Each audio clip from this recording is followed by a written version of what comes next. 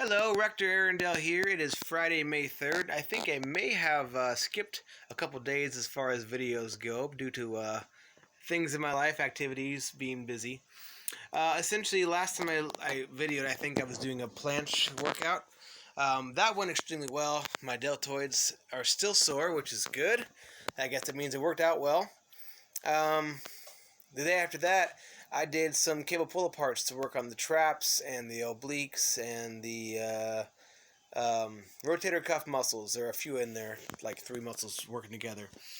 That went well also, but I also did a lot of yard work. We're making some huge improvements in our yard as far as moving a lot of dirt around, getting rid of some really ugly landmarks that we're going to make look much, much better.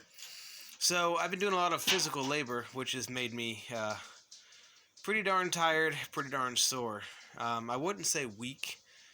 I have energy, but it's just short-lived. Like right now, I'm thinking about taking a nap because I did work this morning, and I've got to work this afternoon, and I've got to work tomorrow too. Good thing about tomorrow is I get to sleep in a little bit, so that's nice. Ooh. Is that nice? Hello. Hi.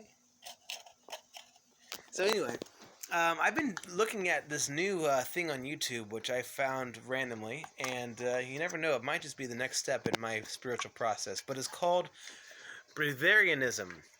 Being a breatharian or practicing breatharianism means that you are a pranic liver, meaning you derive your nutrition, all of your energy from prana versus from food sources. These people go without eating for as long as they want. They go without drinking anything for as long as they want. And this initiation process takes about 10 days, and essentially you train your body, you activate this prana engine, that's what they call it, and you train your body to go without food or drink. Now, people usually still eat or drink a little bit when they want to. The great thing about it is, and this is what the teacher keeps saying, is that after you are initiated, you no longer crave. You don't get hunger, you don't get thirst. You might eat or drink because you want to, but you don't feel like you need it. So that's pretty cool. I have already begun doing some dry fasting. I guess it's try on your own moment right now. Yesterday I dry fasted from 8 p.m. the night before until about 3 p.m. yesterday. Today, I am dry fasted from about 8 p.m. last night, and it's pretty early in the morning still. It's not even 10 o'clock yet. So, dry fasting is part of the process of initiation for being a breatharian. So, I'm very interested in seeing how far I can push my body on my own. Now, people are very big skeptics, and they're saying, oh, you can't go, the human body can't go 3 days without dying. Well, there are all kinds of proof that you can do that. You can go 3 days without water, no problem. You can go 4 days, 8 days, 10 days. You can go as long as you want because your body learns to absorb the moisture in the air and through your skin in all kinds of interesting ways. I also found out that dry fasting is the best way to lose body fat, not only because you're not eating, but because you need water. Your body creates its own water from the hydrocarbon fat chains that you are breaking off, your triglycerides, etc., in your fat stores, combining that hydrogen with the oxygen you breathe in. So you're making your own internal water.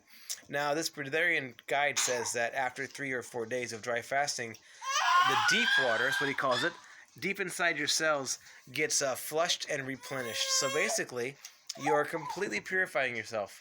Which reminds me, I also might try to do a saltwater cleanse this Sunday or Monday. Basically, you put like a tablespoon of sea salt in a liter and a half of water, drink the thing over an hour, and then for the next 4 hours, you are getting rid of your GI waste. All the nasty things that have been built up over the years. He recommends doing it at least once a month. I have never done it in my life, so I think that I might have a pretty profound cleansing, which is pretty cool. And that's another thing about being breatharian. It's kind of like being vegan on steroids or raw food diet on steroids. Not only you're not eating animals, but you're eating very, very little. Fruitarian diet is the best as far as eating. The Hindus say that, and so do everyone else who researches the information, they eventually get to that point. Fruitarian is a very popular way to eat. You're actually eating the food that Mother Nature provides to you from the trees.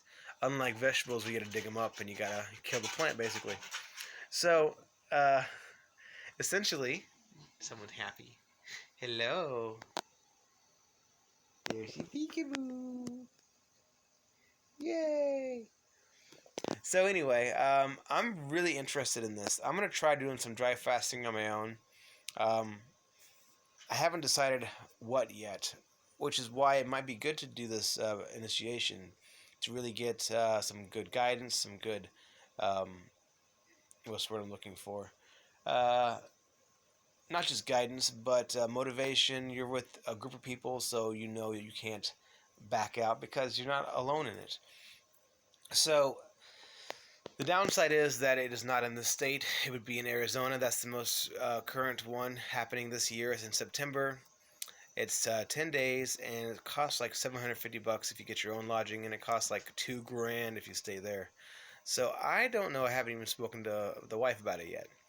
But that's why I'm experimenting on my own first. If nothing else, dry fasting will burn up some fat stores, which will help with my overall physique, help with calisthenics, help with cleansing the body, help killing off all viruses and bacteria and parasites and all these things. Basically, I'm doing a good cleanse, and it's great. I don't know if it's changing the way I feel yet. I'm a little sleepy, a little lightheaded, but that might be because I didn't get much sleep and because I've been working really hard. But I'm excited to see how it might change my life. If I can get rid of hunger and get rid of thirst, well, I'm getting rid of the biggest problems with most people, which is eating bad food all the time. Even if I can just do this, dry fasting or water fasting enough to cleanse my body.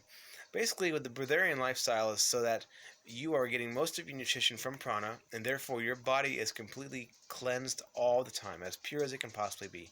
So everything that you do is done better.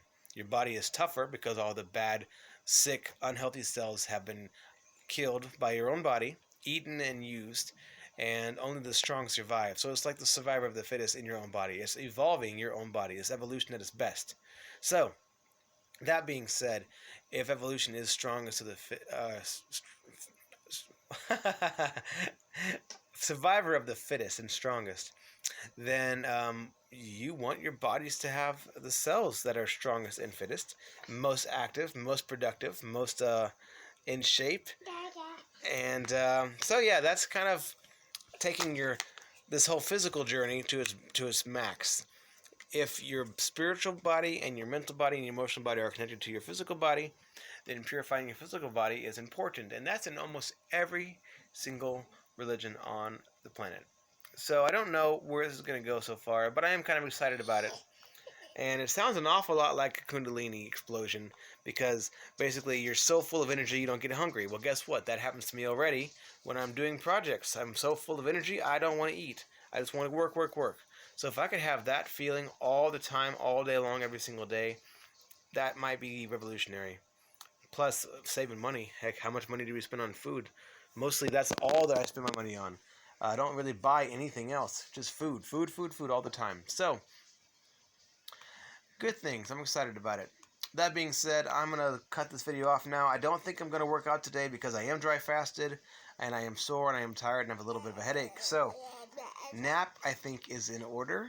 And depending on if I dry fast tomorrow or the rest of the day or tonight and tomorrow and the day after that, we'll see if I do much working out. Because everyone knows that when you're fasting for a long period of time, you don't want to work out a lot. Don't want to overexert yourself. And I think I did overexert myself a little bit yesterday. Alright, so I'm going to let you go now. That's all. Thank you very much. Bye.